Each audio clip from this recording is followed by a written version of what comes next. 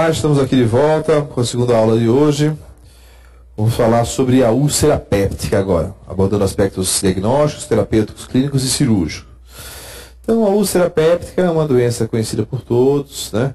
Antigamente era diagnosticada por uma radiografia desse tipo. Veja aqui o nicho ulceroso, né? Na primeira posição do adenal. E hoje em dia a gente diagnostica mais por endoscopia, né? Você vai ver aqui a endoscopia, uma úlcera ativa com áreas de necrose, né? Já é uma úlcera ativa também aberta, mas já com fundo de fibrina, já, né, uma fase que ela vai começar a cicatrizar daqui a pouquinho. Então a úlcera péptica ela é uma doença prevalente no nosso meio, é uma causa importante de dor epigástrica, de dor abdominal, e tem como fatores causais principais a infecção pelo Helicobacter pylori e o uso de anti-inflamatórios não hormonais e AS. Então a gente sabe que cada vez mais se usa o AS até para prevenção de doenças cardiovasculares, populações mais idosas, e isso aí vem aumentando a incidência de úlceras relacionadas a isso. Chegou uma questão interessante aqui do aluno, perguntando justamente se existe um risco do uso prolongado do IBP em longo prazo, né? Ele fala que muitos pacientes sem dispepsia funcional fazem uso crônico da medicação por uma dor epigástrica esporádica. Então, para aqueles que fazem uso de muitas medicações diárias, principalmente idosos, o benefício supera os riscos? Então, são perguntas interessantes que falam justamente sobre esse uso prolongado, por exemplo, de AS, né, e associação com úlcera péptica. Então, vejam bem, o uso prolongado de IBP, principalmente em mulheres idosas, mostrou aumentar a chance de fraturas de bacia e de fêmur. Então, um estudo populacional grande realizado na Grã-Bretanha mostrou que aquelas mulheres pós-menopausa que tiveram mais de 10 anos de uso contínuo de IBP apresentaram incidência maior de fraturas relacionadas à osteoporose.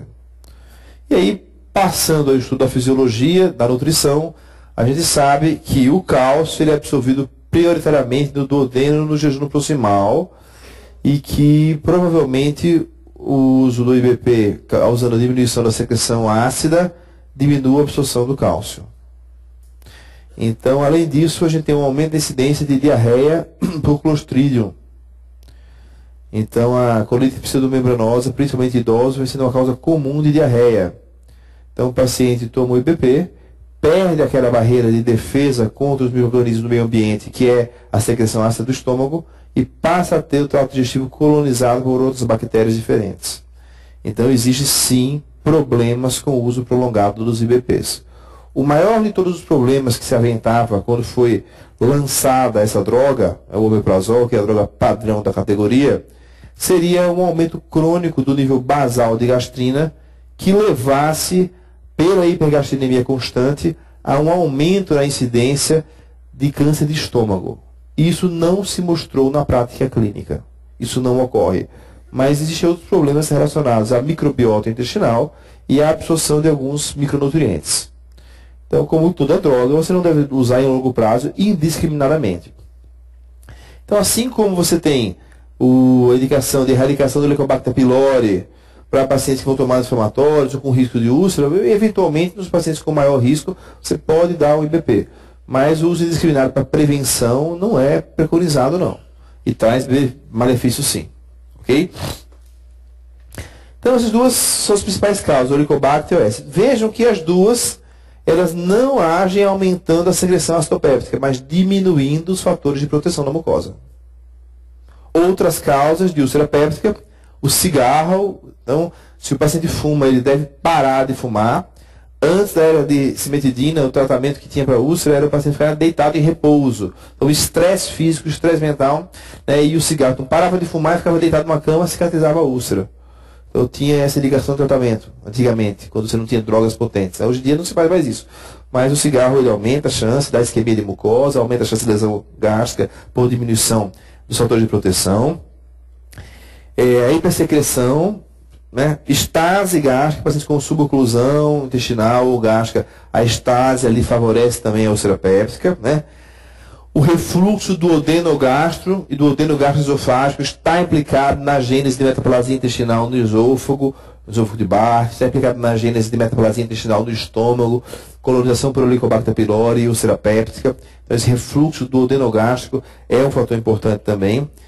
Outras medicações, aí, principalmente corticosteroides, né? Então o paciente toma corticoide porque teve asma, porque teve bronquite, porque teve reação alérgica, etc. Favorece o aparecimento de úlcera. Alguns antibióticos também, né? Várias lesões. O hiperparatiroidismo, neoplasias de um modo geral, diminui os fatores de proteção. Doença de Crohn, o paciente pode ter a úlcera no estômago como manifestação direta da doença de Crohn.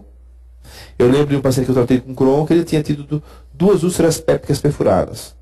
Na verdade, eram úlceras relacionadas à doença de Crohn, né? Abriu assim o quadro dele do Crohn. Qualquer paciente estressado ou gravemente enfermo, então você vai ter aquelas úlceras relacionadas ao TCE, que é a úlcera de Cushing, e os grandes queimados, que é a úlcera de Curling. Então você tem úlceras, né, erosões agudas da mucosa gastroduodenal relacionadas a algumas enfermidades específicas. Então esses pacientes gravemente enfermos, note que aqui é diferente dos pacientes que estão em casa tomando vários remédios. Esses que estão internados com doenças graves, eles podem ter úlcera. Então tem indicação da prevenção da úlcera pelo uso de IBP. Não é que todo paciente internado deva tomar inibidor do bolo de prótons, mas os pacientes com maior risco devem sim tomar. Então pacientes com neoplasias, pacientes com grandes queimados, pacientes com trauma crânioencefálico, eles devem ter o IBP na sua prescrição. Pacientes tomando anti-inflamatórios, né? Então, são pacientes que têm indicação do uso do IBP na prescrição hospitalar, né? E algumas infecções específicas. Muito bem. Com relação à aspirina, né, e aos outros inflamatórios, eles têm algumas peculiaridades. Além da diminuição da produção de prostaglandinas protetoras da mucosa, onde o Cytotec seria a droga ideal para esses pacientes utilizarem ao invés do IBP, por exemplo, porque ele diminui a produção de prostaglandina, diminui a secreção de muco e bicarbonato, aumenta a chance de ter erosão da mucosa. Então você daria uma droga que aumentaria essa secreção e estaria tudo resolvido, né? Seria uma droga ideal. Além disso, ele tem 2 questões outras. Uma, causam analgesia. Então o paciente tende a ter sintomas numa fase mais avançada da doença ácido-péptica. E uma segunda coisa, inibem a agregação plaquetária de forma definitiva, favorecendo a hemorragia da úlcera. Então temos pacientes que tomam anti-inflamatórios, que vão ter úlcera, não vão ter sintomas precocemente, porque tem analgesia, e que vão sangrar mais precocemente. Então são pacientes potencialmente mais graves, portadores de úlcera péptica, esses pacientes que tomam, né, os anti-inflamatórios não esteroidais. Uma situação de hipersecreção específica, que é a síndrome de Zollinger-Ellison. O paciente tem múltiplas úlceras, geralmente, de difícil tratamento, e é um tumor neuroendócrino produtor de gastrina. Então, o paciente tem úlcera péptica, dor abdominal e diarreia, porque o nível de gastrina está muito elevado, aumenta algumas secreções da diarreia no paciente. Então, esse paciente tem várias úlceras no estômago, no duodeno, pacientes com úlceras fora da primeira porção duodenal. Então, o ácido chega até a terceira, quarta porção duodenal. Então, são pacientes com úlceras múltiplas, úlceras distais no duodeno, úlceras que não respondem ao tratamento. Você deve pensar nessa secreção de hipersecreção. E aí, fisiologicamente, você tem dois fatores. Primeiro, uma gastrina sérica acima de 1000, normal é 20 ou 30, coisa assim, acima de 1000. E um pH menor que 2. Se você fizer uma pH-metria do estômago, joga o catéter lá, mede o pH do estômago, está menor que 2. Vocês lembram da aula de fisiologia que quando está menos que 3 o pH, o que acontece? Cessa a secreção clorodopéptica. Se o camarada está com pH de 2, está com uma desregulação da secreção clorodopéptica. E uma causa é o gastrinoma. Se você mede a gastrina bem alta, acabou. É síndrome de Zollinger-Ellison. Né? E aí, já falei que é um tumor neuroendócrino. Esses tumores neuroendócrinos, eles não têm uma diferenciação muito nítida entre malignos e benignos. Então, tumores carcinóides, neuroendócrinos, esses tumores, esses chamados apodomas, derivados de células de origem neural. Esses tumores, eles podem ser malignos ou benignos. No caso dos gastrinomas, 60% a 90% são malignos. Então, eu tenho que fazer a retirada do câncer, senão ele vai ter invasão de outros órgãos, metástase à distância e morre da doença. Então, o que define um câncer ou um tumor benigno? É justamente isso, levar à morte, dar metástase e invadir outros órgãos. Então, alguns gastrinomas são malignos, têm comportamento biológico maligno e outros não. Então, como a maioria é maligna, você deve ressecar o tumor primário. Então, grave, qual é o tratamento dessa imunoglobulina? Ressecar o gastrinoma, porque é um tumor com potencial maligno alto. Obviamente, eu associo o inibidor de bomba de prótons para tratar a lesão à distância de órgão-alvo, que é a hipercloridria com úlcera péptica de difícil tratamento. Mas a doença dele é um tumor. Então, você tem várias questões. Qual é o tratamento? Gastrectomia total? Resolve a úlcera, não resolve o tumor. Você tem que localizar o tumor e resgatar, tá? Então, IBP e excisão do tumor primário. Então, a patogênese da úlcera péptica, né? Diminuição dos fatores de proteção e aumento da agressão à mucosa. A úlcera péptica pode ser gástrica ou duodenal, né? Pode ter em outros lugares também, mas gástrica ou duodenal são as mais comuns. E elas têm algumas diferenças entre si. A úlcera gástrica, ela dá mais em idosos, né? Da 5ª à 7ª década de vidas.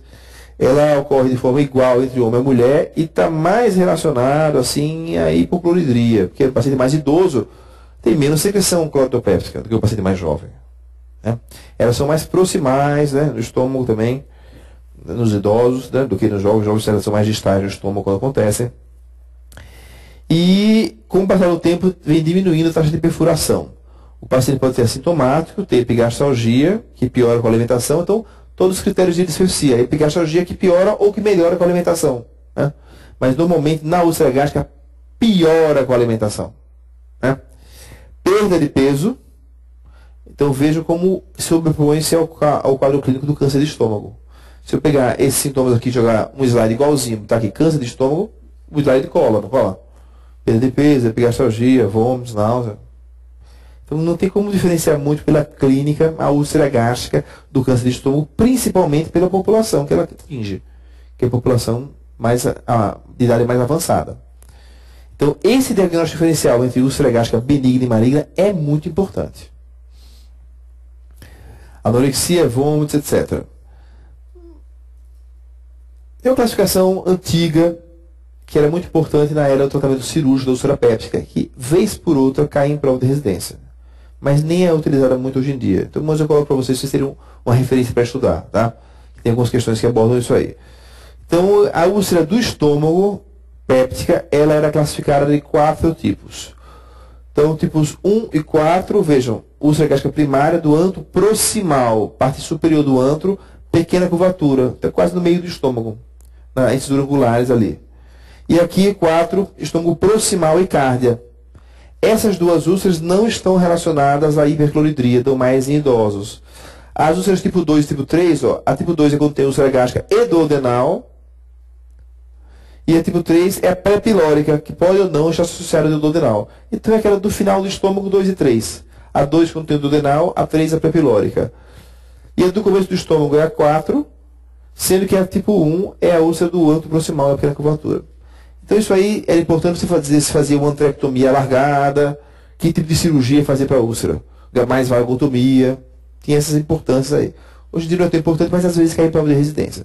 A classificação que é importante é a classificação proposta por endoscopista pelo Sakita, que é do ciclo da úlcera, e que a úlcera tem um ciclo, ela abre, necrosa, fica com fibrina, começa a fechar, fecha, vira uma cicatriz vermelha, cicatriz branca, depois ela pode abrir. É o ciclo de vida da úlcera. Então ele divide a úlcera em 3 fases, o ciclo da úlcera. Na fase de ativa, na fase que ela está cicatrizando e na fase de cicatriz. Fase de cura e de cicatriz. Está curando, cicatrizando. Cada uma é dividido no 1 e 2. Então fase H de active, úlcera ativa. Há um fundo com fibrina, restos necróticos e bordas edemaciadas. É aquela primeira foto que eu mostrei para vocês na aula aqui, ó. Restos necróticos no fundo da úlcera. E essa aqui, já gravem, fibrina branca, aberta, é A2. Então vamos ver aqui a A1. Fundo com fibrina, restos necróticos e bordas edemaciadas. Então a úlcera está se formando, está necrosando, está abrindo, está inflamando ao redor. É a fase A1, a úlcera está ativa. Na A2, o fundo com fibrina, bordas bem delimitadas estão menos elevadas. Então estabilizou ali a úlcera. Uma diferença no estômago entre úlcera e erosão é que a úlcera tem mais de meio centímetro. Tem erosões pequenas na mucosa, que é a gente erosiva. Quando tem uma erosão maior que meio centímetro, fala em úlcera gástrica. Tá? Então, muito bem. Então, isso é o A1 e A2. Agora, healing, fase que está cicatrizando, está curando a úlcera. Tem o H1 e H2. Então, fibrina com ilhas de regeneração. Vamos imaginar aqui uma úlcera que já tem agora ilhas de regeneração na mucosa. Aos poucos, acontece o que com essas ilhas? Elas vão coalescendo. Então, tem áreas maiores. Então, essa área aqui cresceu e já juntou o local aqui. Deixa eu até apagar aqui. Então, você tem aqui, ó, uma úlcera que está já praticamente cicatrizando, uma convergência de pregas da úlcera. Essas ilhas de regeneração estão juntando. E aqui seria a área antiga da úlcera. Então, você tem convergência de pregas. Já junta uma prega com a outra no meio da úlcera, do lado. A úlcera está cicatrizando. É o H2. Depois a úlcera fechou totalmente, virou uma cicatriz. Ela pode ser uma cicatriz vermelha, roxa, da mesma forma que nós recebemos uma cicatriz na pele. No começo ela fica roxa, vermelha. Com o passar do tempo, o que acontece? A cicatriz fica branca. Então a EOS, a scar, a cicatriz. Cicatriz com atividade inflamatória, que é roxa ou vermelha, e cicatriz linear branca. Que ela já ficou um risquinho branco só. Então são as formas de se apresentar uma úlcera. Então, qualquer paciente desse aqui com Helicobacter pylori vai ter indicação de erradicação do Helicobacter pylori. Ok? O diagnóstico da úlcera gástrica. Endoscopia com biópsia. Então, todas as úlceras sobre o estômago devem ser biopsiadas. Porque tem um potencial de malignidade. Não é que a úlcera se malignize. É que você confundiu uma úlcera benigna com uma úlcera maligna. E na aula de estômago a gente fala os critérios diagnósticos. Então, a úlcera benigna, ela tem bordos mais delimitados, paredes não tão infiltradas, tem menos necrose no fundo. Mas, às vezes, na fase ativa da úlcera, você pode confundir uma com a outra. Por isso que é importante a biópsia. Então, toda a úlcera gástrica, biópsia. Se a úlcera não cicatriza, biópsia, mas biópsia, macrobiópsia, biópsia profunda, ultrassom endoscópico, para ter certeza que a úlcera é benigna. Uma cirurgia de urgência, perfuração de úlcera no estômago, biópsia da borda da úlcera. Então, úlcera do estômago, exame anatomopatológico, para ver se é uma úlcera benigna ou maligna. Obviamente, pesquisa do Helicobacter pylori. E na úlcera gástrica existe indicação formal de controle endoscópico em 3 meses. Ou em 2 meses. Com que intuito? Ver se cicatrizou ou não. Porque se a úlcera não cicatriza, é uma suspeita de câncer. Você tem principalmente tumores submucosos, como o linfoma, a biópsia vem normal, porque pega só a mucosa. E aí você vai, não cicatriza, você acaba suspeitando de uma lesão maligna. Né? A radiografia contrastada, ela pode ser utilizada na úlcera, né? Você vê aqui, por exemplo, um nicho ulceroso. Né? E você vê que a parede não tem nada de infiltração. Então, realmente parece uma úlcera benigna. E alguns diagnósticos diferenciais podem te ajudar, mas não é o exame de escolha. O exame de escolha é endoscopia. Né? Já a úlcera duodenal é um pouquinho diferente. Falei que a úlcera gástrica piora com a alimentação, né? Mais em idosos. A úlcera gástrica é mais em pacientes jovens. Então, entre 20 e 45 anos. E é mais em homem. Então, a doença que dá mais em homem jovem, a úlcera duodenal.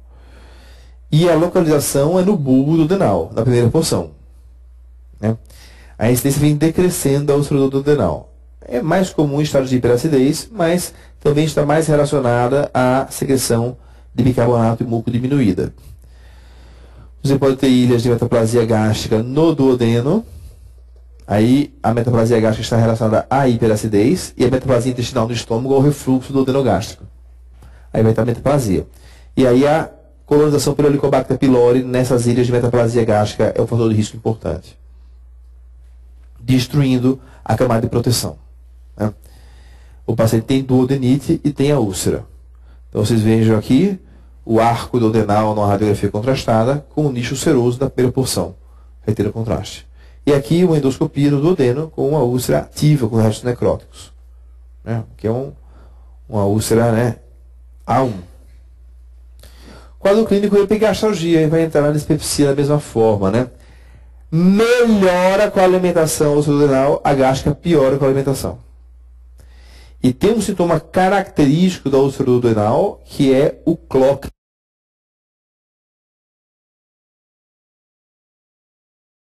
O despertar.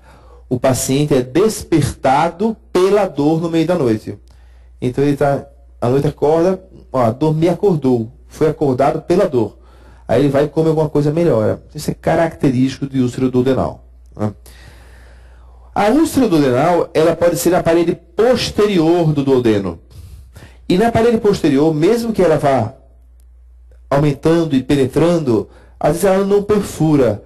Ela tem um processo chamado terebração.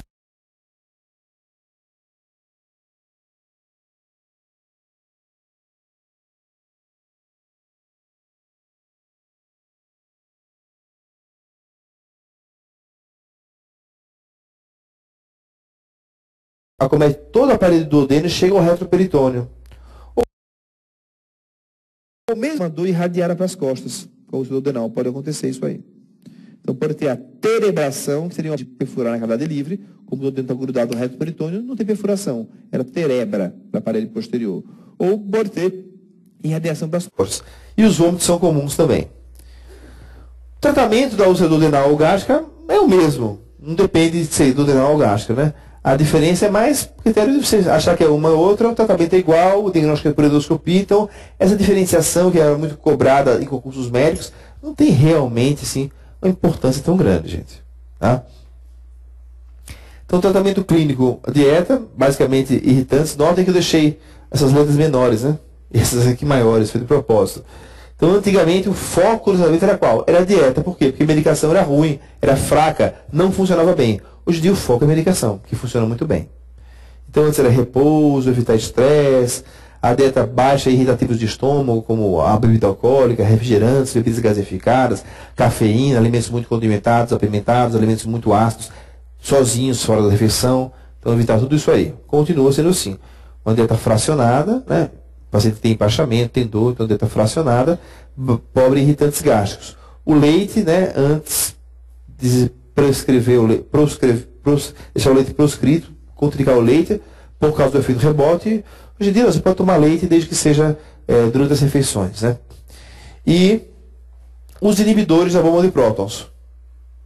E evitar principalmente medicamentos que causem piora da úlcera. Então o tratamento vai ser, né, 8 a 12 semanas, na úlcera gástrica 12 semanas. Se tiver Helicobacter pylori, vai ter erradicação do Helicobacter pylori. Você pode fazer no segundo mês a erradicação, por exemplo, depois que ele melhorou um pouco, já que não cicatriza mais rápido com a erradicação, apenas diminui a recidiva da úlcera. E a dose é a dose justamente padrão, né? 40 mg de omeprazol, né? De pantoprazol, de esomeprazol, 30 mg de lansoprazol, é isso aí. Uma vez por dia. E o tratamento cirúrgico da úlcera? Tem indicação? Ele hoje em dia é praticamente restrito aos casos de complicação clínica. O tratamento da úlcera pela má resposta clínica praticamente não existe. Porque se você dobrar a dose do IBP, você acaba tendo o controle da úlcera. É muito difícil. Quando a úlcera não cicatriza, normalmente é um estado de hiperacidez ou mais comumente uma neoplasia que se instalou na verdade. Então é muito raro que você tenha um paciente que tem indicação cirúrgica porque não consegue resposta clínica. Só se ele não tomar o remédio direito. Agora, as complicações continuam a existir, que seriam obstrução, perfuração, hemorragia. Em alguns autores, a tenebração é descrita separada da perfuração também como complicação. Quais são as cirurgias que se fazem para a úlcera? Então, temos as vagotomias, que visam a diminuir a fase cefálica, que é mediada pelo vago, da secreção cloridopéptica. Obviamente, vai ser uma vagotomia que vai visar a diminuição da produção pelas células parietais. Então, ela pode ser na parte proximal do estômago, né? Mas ela pode ser proximal, que é seletiva, seletiva quando ela só faz a vagotomia do estômago e preserva os outros órgãos, e troncular quando ela tem a secção de todos os ramos do vago e vai levar todos os órgãos abdominais. Obviamente, essa aqui é mais rápida, mais efetiva, menos escape. mais efeitos colaterais. Essa aqui, menos efeito colateral, mas deixa uma secreção ácida em alguns locais do estômago, tem um resultado pior do que a outra. E mais lenta, que você vai fibrinha por fibrinha, cortando, demora mais. Então cada uma tem uma vantagem. A antrectomia, em que você retira o antro gástrico, visando a diminuir a produção de gastrina, e essa produção de gastrina diminuída vai levar à diminuição da produção cloridopéptica. Então essa é a lógica da antrectomia. Lembrando que quando eu faço antrectomia, eu tiro também o piloro. Então, para aquelas lesões que causam estreitamento do piloro, obstrução da via de saída do estômago, a antrectomia é uma ótima opção.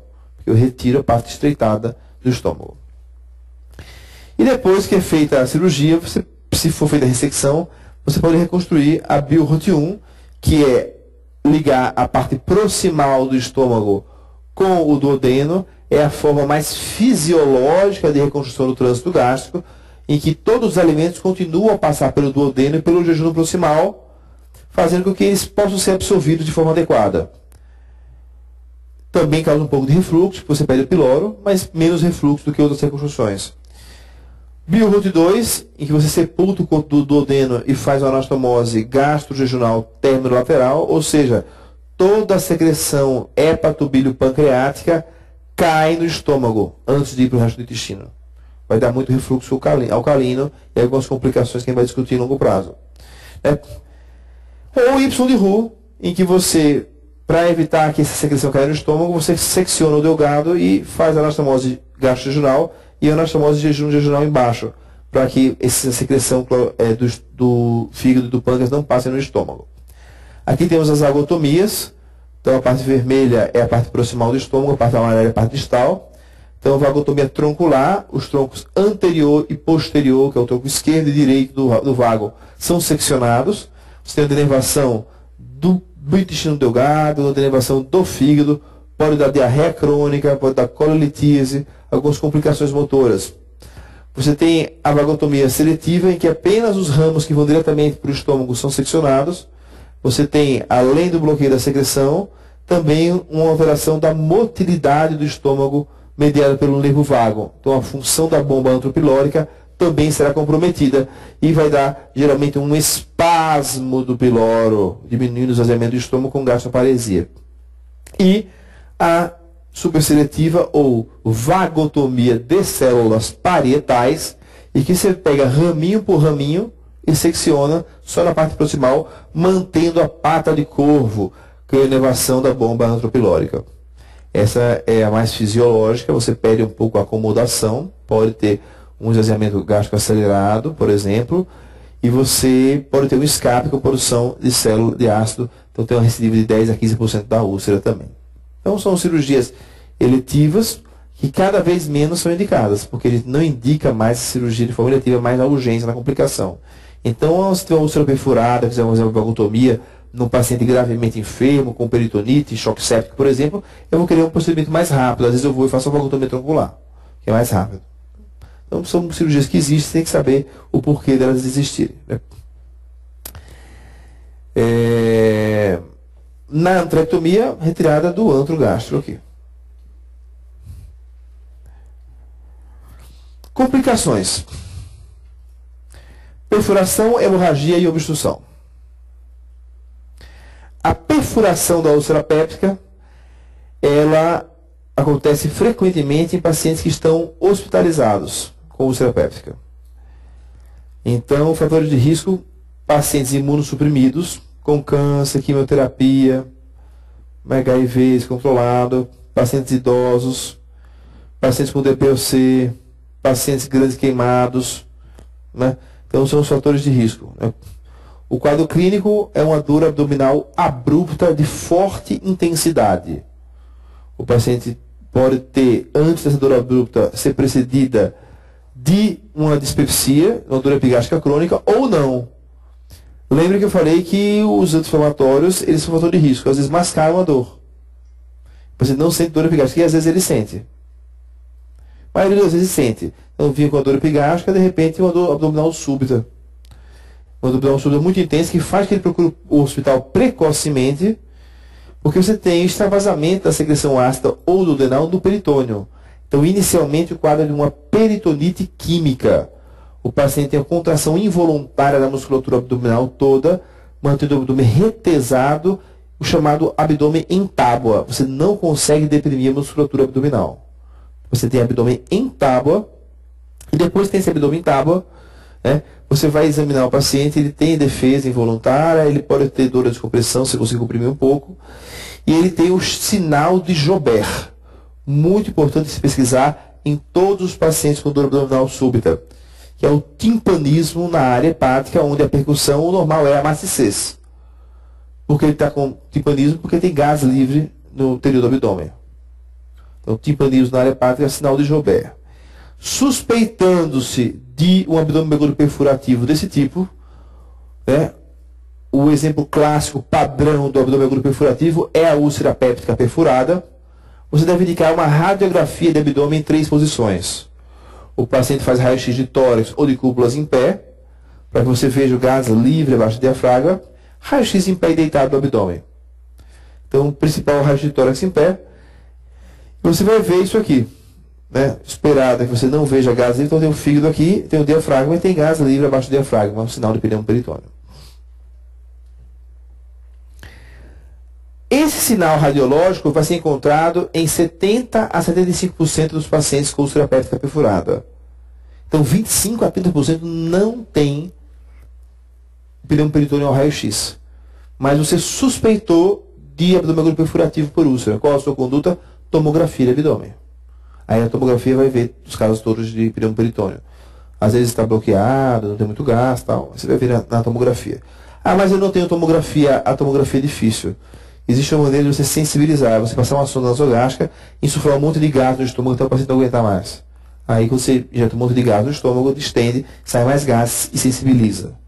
É uma coisa meio antiga, hoje em dia é tomografia conduta, tá? Mas se saberem que é uma manobra semiológica prática à beira do leito, deve ser comentada sempre. A mortalidade é alta, é de 15%, dos idosos é bem maior. E não consegue diminuir muito a mortalidade. É uma situação realmente muito grave a úlcera péptica perfurada. Qual era o racional do tratamento da úlcera péptica perfurada? Então, é um paciente com úlcera péptica que era tratado e não conseguia ser tratado adequadamente, porque o tratamento era falho e a úlcera perfurava. Hoje em dia, o tratamento clínico para a úlcera ele é altamente efetivo, tanto na cicatrização com os IBPs, quanto na diminuição da recidiva pelo uso crônico de drogas protetoras ou pela erradicação do Helicobacter pylori.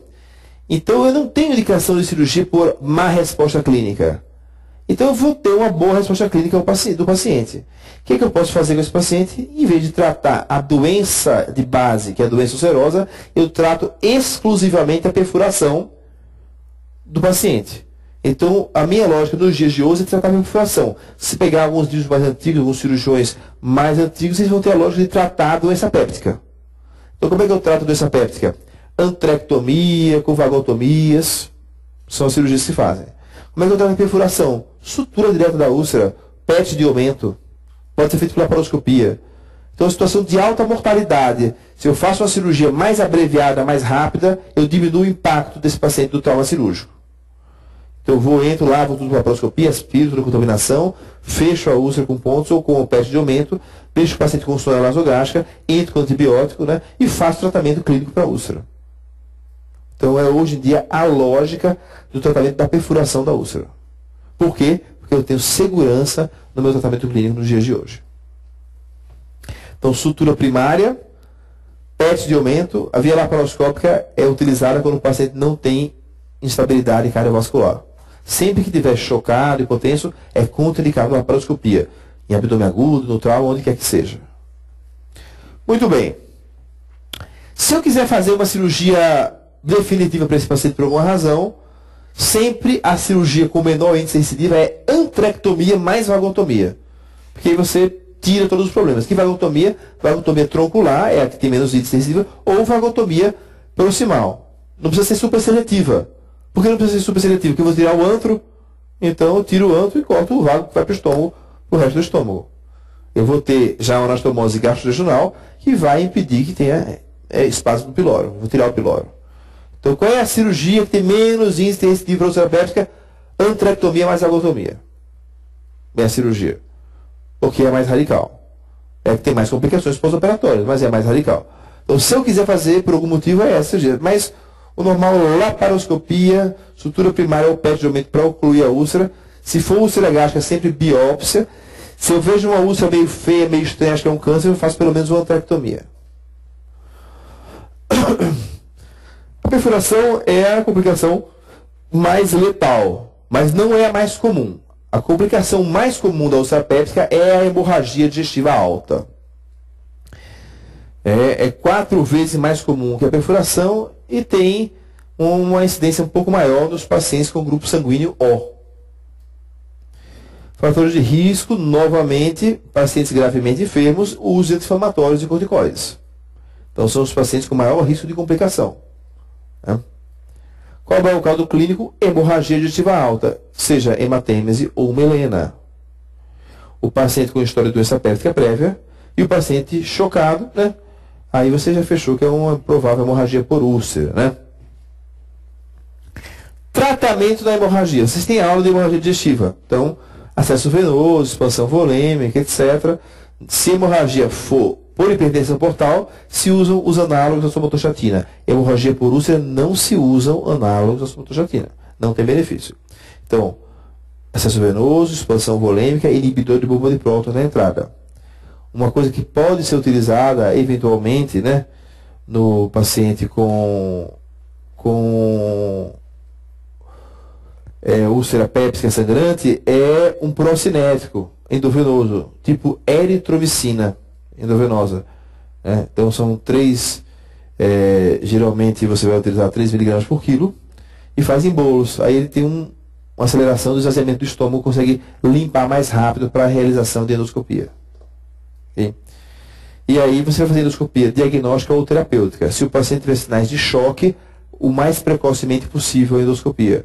Se o paciente não tiver sinais de choque, nas primeiras 24 horas após a hemorragia, deve ser feita a endoscopia. Né? A endoscopia não é só diagnóstica, ela é diagnóstica e terapêutica. Então, esse conceito de endoscopia ser terapêutica, ele modifica o paradigma do momento de realização da endoscopia, certo?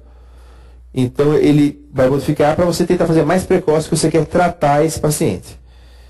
Então, hemorragia digestiva, você pode ver uma hemorragia em jato, nesse sentido aqui. Então, ela vai ser classificada pela classificação de Forrest. Então, Forrest classifica a hemorragia digestiva alta por úlcera em hemorragia ativa, sinais de hemorragia recente e ausência de sinais de hemorragia. Então, quando eu falo paciente com hematêmese ou com melena e Forrest 3, significa que não é do estômago do duodeno ali, primeira porção, a hemorragia, é de outro lugar.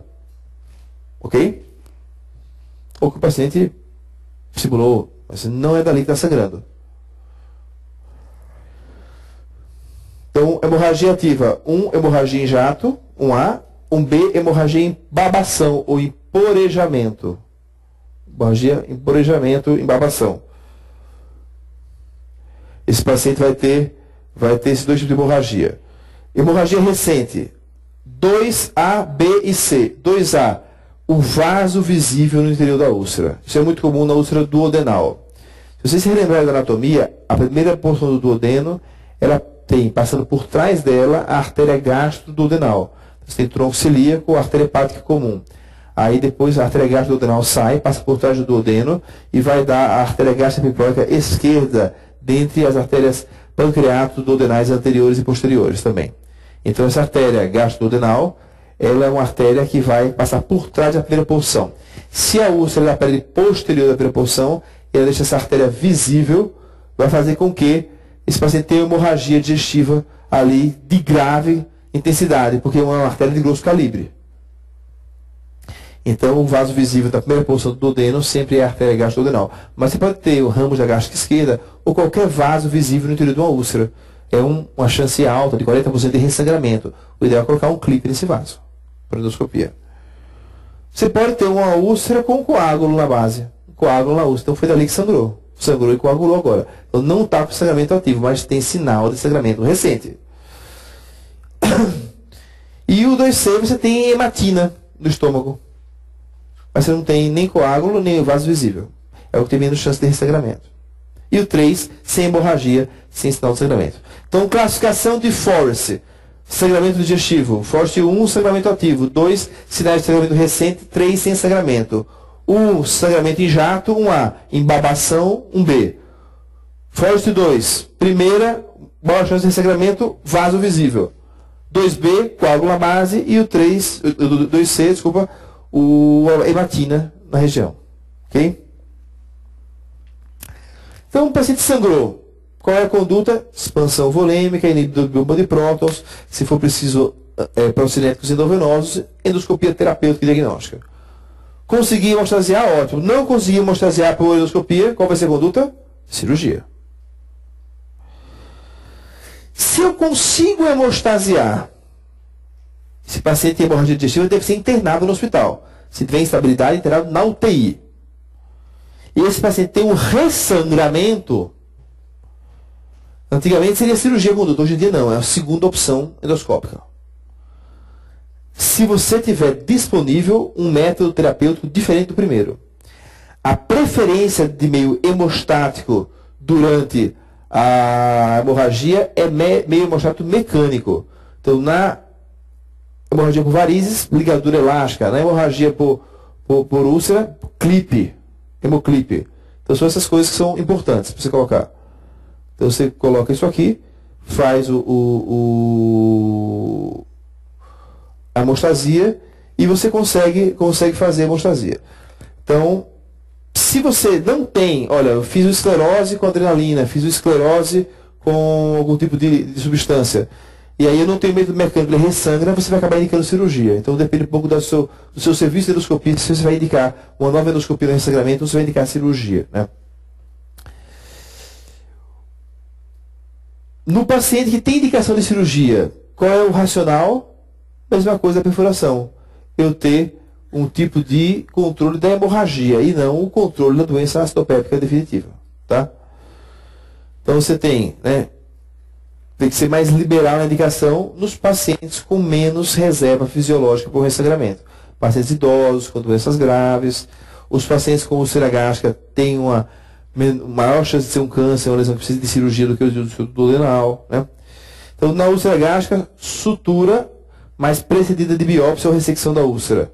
Ou, dependendo do tamanho da úlcera e localização, antrectomia, né? Mais vagotomia. Na úlcera duodenal, sutura e vagotomia com ou sem antrectomia. Então, você vai lá, úlcera duodenal sangrante. O que você tem que fazer? Abrir o duodeno para ver a úlcera. Aí você abriu o duodeno, abriu o piloro, viu lá a úlcera para posterior. Ponto em X. Para cá. Ponto em X mostrando. Ô Wagner, você pode vir aqui, por favor? Um ponto em X para hemostasiar a úlcera. Aí você abriu o duodeno, que você faz uma piloroclastia e já faz uma vagotomia. Entendeu? É o que você acaba fazendo. Mortalidade cirúrgica 10 a 14%. No ressangramento, 30%. Tá? No ressangramento, 30%. Então, lógica do sangramento, hemostasiar o paciente. Né?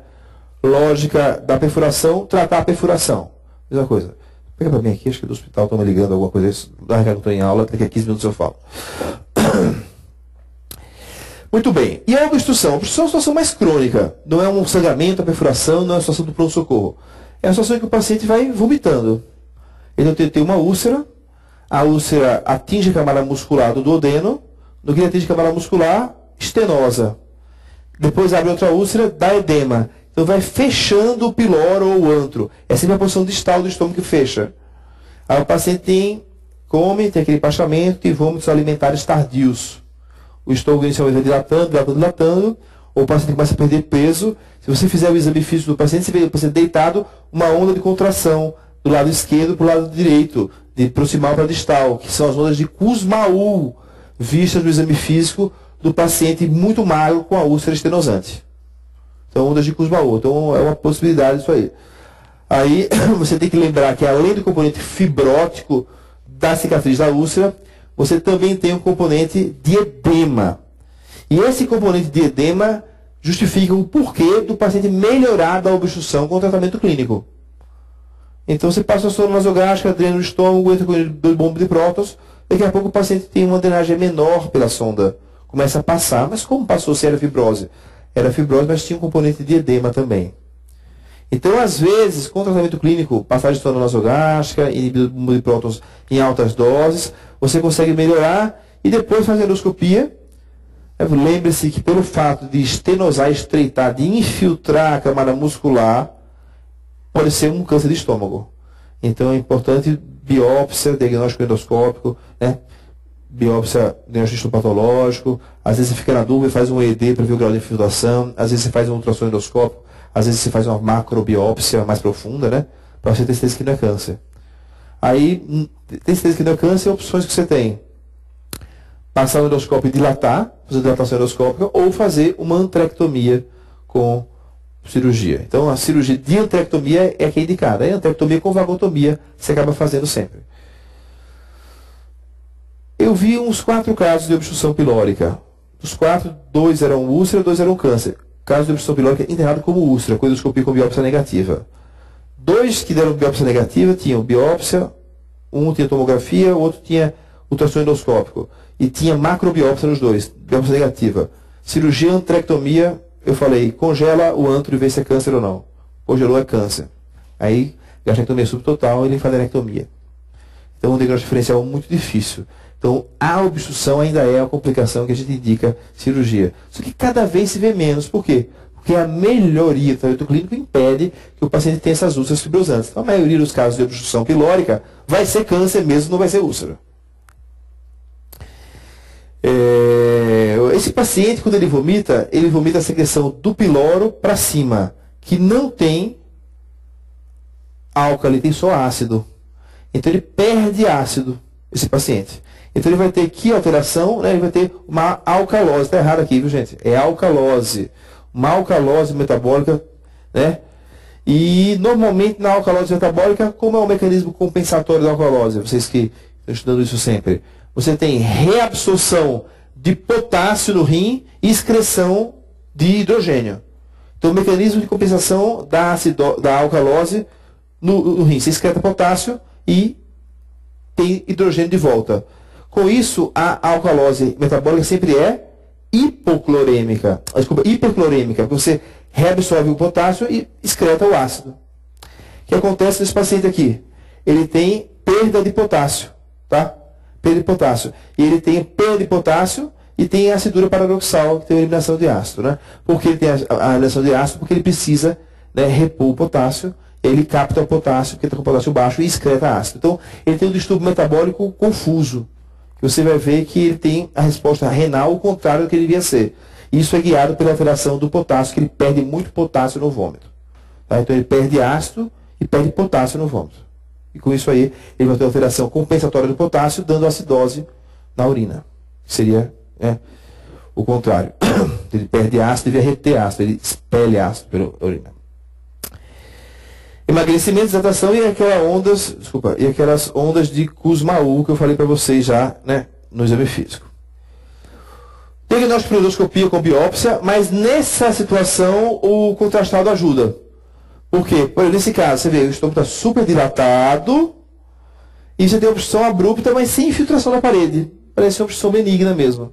Então, nessa dúvida se é câncer ou não, o raio-x contrastado ajuda. Quando é um tumor obstrutivo, geralmente você tem um tumor ficando tudorizado pelo menos o finalzinho do antro. Então, o raio-x contrastado acaba ajudando você a ver se é câncer ou não. Tratamento clínico, sonda nasogástrica, IBP, dilatação ou cirurgia antrectomia mais vagotomia. Então, vamos ver agora algumas questões sobre essas doenças. Então, um paciente de 50 anos chega ao pronto-socorro com queixa de dor epigástrica e episódio de hematêmese há 3 dias. Sem outras comorbidades. Realiza endoscopia digestiva alta, que tem lesão ulcerada na parede anterior do bulbo. Então, a úlcera duodenal. Teste da urease positivo, conduta para esse paciente. Então, pronto-socorro, hematêmese há 3 dias, sem outras comorbidades. São vagotomia trocular, gastrectomia, IBP mais antagonista, IBP mais erradicação do Helicobacter pylori, né? Então, esse aqui, quadro IBP mais erradicação do Helicobacter pylori. Claro que essa erradicação pode ser feita 1 ou 2 semanas depois, não precisa ser feita de imediato. Na prática médica diária, a complicação das úlceras pépticas mais frequentemente observada consiste de... Então, o que é mais comum? Estenose, perfuração, hemorragia ou fistulização? Hemorragia é mais comum. Qual que é mais grave, mais letal? A perfuração. A fistulização e a tenebração são tipos de perfuração. É raro ter fistulização, viu? Porque a fístula entre dois órgãos, comunicação anormal entre dois órgãos, ela demanda uma aderência prévia entre os órgãos. Então é muito comum a fístula de quê? Doença de Crohn. O cara tem uma enterite, uma serosite, uma aderência de uma úlcera na outra, quando perfura dá uma fístula. Mas o cara tem uma úlcera, a serose do órgão está normal. Uma úlcera no estômago, parede anterior, está grudada em quê? Não grudada em nada. De repente isso aí perfura e cai na cavidade livre. Se tem alguma aderência cirúrgica prévia, alguma coisa, pode dar uma fístula. Tá? Então a fistulização é um subtipo de perfuração. O sangramento achado na endoscopia é geralmente caracterizado por que classificação? Classificação de Forrest. Isso cai sempre na prova de residência, né? Saquita, o ciclo da úlcera, Los Angeles, né? Classificação de esofagite e Hinchen de diverticulite. Assinale a alternativa correta com relação às úlceras pépticas. As úlceras da junção esofogástrica são do tipo 4 e têm acidez aumentada. Então, os proximais têm acidez diminuída. As úlceras gástricas mais comuns são do tipo 1. Estão localizadas na pequena curvatura gástrica próximas à incisura angular. E tem acidez normal. Então, próxima à pequena curvatura, à incisura angular, é realmente, né, o tipo 2 de úlcera, né? Não, tipo 1, desculpa. Tipo 1 de úlcera. A acidez geralmente é o quê? É aumentada. A complicação mais frequente da úlcera gástrica é o sangramento, enquanto que na úlcera duodenal é a obstrução, né? Aqui no caso a gente tem que a úlcera, a obstrução não é comum. É a mais rara de toda a obstrução, é mais comum o sangramento e depois perfuração tanto na úlcera gástrica quanto na duodenal. As úlceras grandes e únicas de difícil tratamento estão associadas à síndrome de Zollinger-Ellers. Então, vejam, nas Zollinger-Ellers são múltiplas úlceras. Úlceras grandes e únicas de difícil tratamento serão geralmente neoplasias. Não é Zollinger-Ellers só. Aí uma neoplasia muito comum é o linfoma. Aí o cara faz a biópsia, não faz imunistoquímica, vê o infiltrado linfocítico, acha que é inflamação crônica. E aí se faz imunistoquímica ou macrobiópsia, vê que é linfoma. Então úlcera grande, que não cicatriza, duas úlceras, uma úlcera olhando para a outra, são características do linfoma gástrico. Tá? É um diagnóstico diferencial importante com úlcera. O sangramento da úlcera duodenal é causado pela gástrica direita. Então gástrica direita, né, gástrica esquerda, pega aqui, gástrica direita, vem pela pequena curvatura, e faz a inosculação com a gástrica esquerda, causando a arcada da pequena curvatura. Então ela começa a aproximar o piloro. Então não é no duodeno. No duodeno é a artéria gastroduodenal. Gástrica direita e gástrica esquerda são sangramentos da pequena curvatura do estômago. Então aqui, a única possível é a 2, a acidez normal ou aumentada, tá? O úlcera 1, desculpa, a acidez normal. Úlcera 2 e 3, que é a acidez aumentada. Na prática médica diária, a complicação das úlceras pépticas mais frequentemente ocorre com, já foi, hemorragia, questão de substituição. Você atende no ambulatório uma mulher de 32 anos, com queixa de queimação epigástrica e plenitude pós-prandial. Não há história dos recentes com a medicação e o exame físico é normal. Para avaliar a doença ulcerosa péptica, qual dos testes? Então, mulher, 32 anos. Queimação epigástrica e plenitude. Então, tem dispepsia. Tem os dois tipos de dispepsia. Então, para avaliar a doença ulcerosa péptica, então, o que você tem aqui? Essa paciente, eu poderia fazer o quê? Eu poderia pegar essa paciente aqui e tratar clinicamente, fazer exame nenhum. Uma opção, uma dispepsia. Jovem, 32 anos, não toma nenhuma medicação, não tem nenhum fator de risco relatado. Então, é uma opção. Vamos ver essa opção. Endoscopia com biópsia, teste respiratório, teste do pH esofágico 24 horas, endoscopia digestiva alta com teste da urease e serografia gastrodenal. Então, nós temos radiografia que não é utilizada, pH-metria também não é utilizada. É para refluxo, né? Então, o que você tem de opção? Endoscopia, aí ele faz endoscopia com biópsia ou com teste da urease. E você tem o teste respiratório por Helicobacter pylori. O que eu vejo quando a gente vai pelo H. pylori? Vejo se tem H. pylori ou não. Eu vejo se tem úlcera ou não? Não vejo, né? Então, essa questão aqui, a conduta é, na dispepsia, você pode fazer só o teste respiratório sem endoscopia.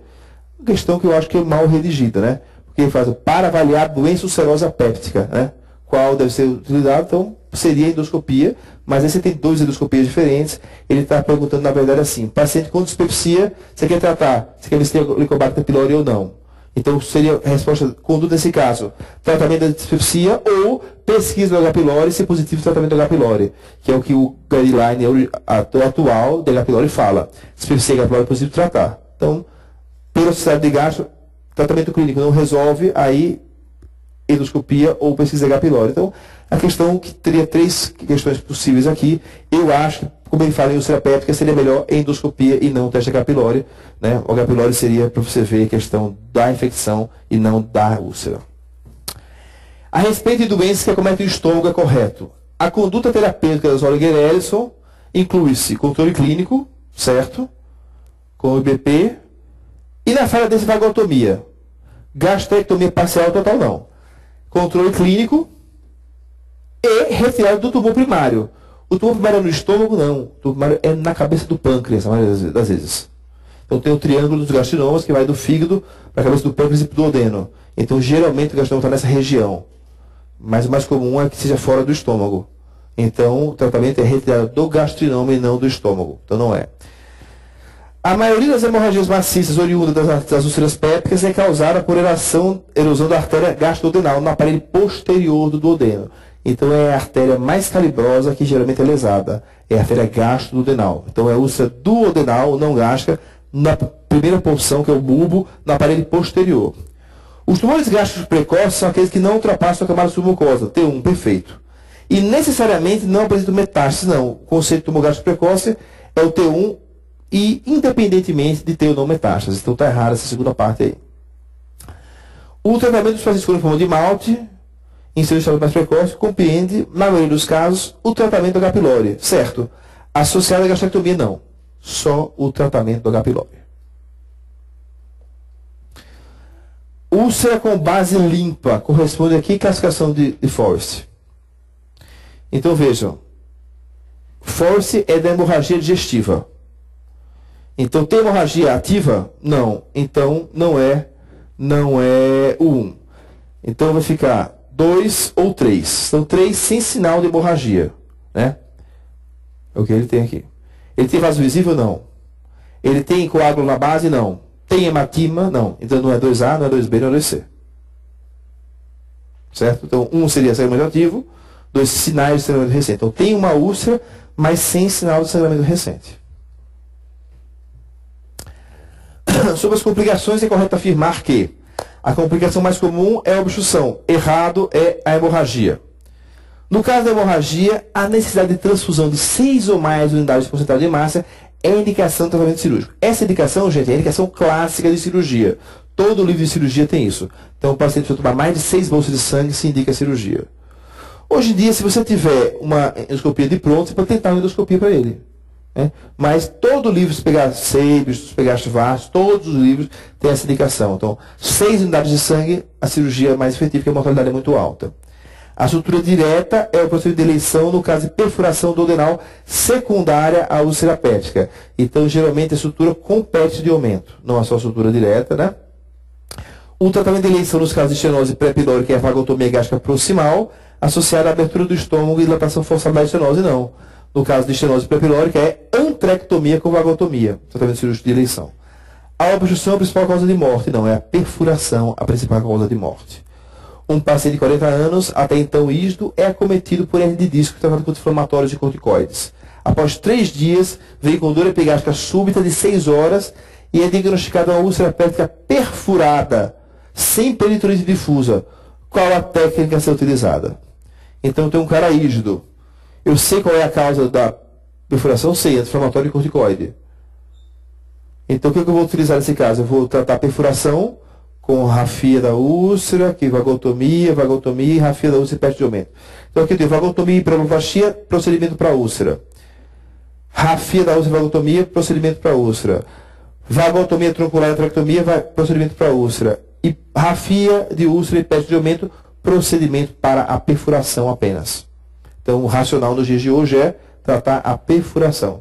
Se esse caso fosse igualzinho, então assim, paciente com história prévia de úlcera péptica, utilizando omeprazol 80 mg por dia, sem resposta ao tratamento, pesquisado já, isoligretes negativo, vem com perfuração. Tem artrite reumatoide e uso crônico de anti-inflamatórios, não pode parar de tomar.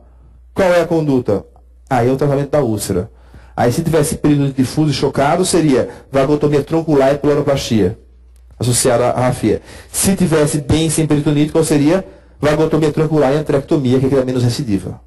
Então vamos pensar, quero tratar só a perfuração, rafia da úlcera e peste de aumento. Quero tratar a perfuração e a úlcera de forma rápida no paciente instável, vagotomia troncular e pleuroplastia. Quero tratar em definitivo a úlcera, tem um paciente estável que posso operar, vagotomia troncular e antrectomia. Ou vagotomia seletiva e antrectomia. Mas é antrectomia mais vagotomia sempre. Então, no tratamento definitivo, melhor opção, antrectomia e vagotomia. No tratamento da úlcera duodenal, procedimento cirúrgico que acompanha menores taxas de recidiva, vagotomia e antrectomia. Okay? Sempre essa questão de prova de residência. Viu? A síndrome Olighereres está relacionada a que tipo de tumor? Gastrinoma. Né? Todos esses tumores são possíveis, mas o gastrinoma é que você quer ter gastrina. Um paciente de 36 anos com epigastralgia intensa. Relata que há 4 anos vinha apresentando episódios de diarreia e dor epigástrica tratados com antiespasmódicos e antiácidos. Endoscopia, múltiplas úlceras gástricas. Em vista do quadro apresentado, o exame é considerado como o mais importante para o diagnóstico. Então tem um homem com múltiplas úlceras gástricas e diarreia, suspeita de síndrome de Olighereres. Dosagem de ácido 5-hidroxidoracético. Isso é pesquisa de síndrome carcinoide. Né? Colonoscopia de câncer de cólon. Ácido vanilmandélico, pesquisa de tumores secretores de aminas adrenérgicas. Pegametria seria uma opção, a pegametria do estômago, não do esôfago, para ver se tem o pH menor que 2. E dosagem de gastrina é a melhor opção, que acima de 1000 fecha o diagnóstico. Então, melhor opção aqui, gastrina. Pegar sozinho não fecha, a gastrina sozinha fecha. Última parada, pessoal, 10 minutinhos e a gente volta com a última aula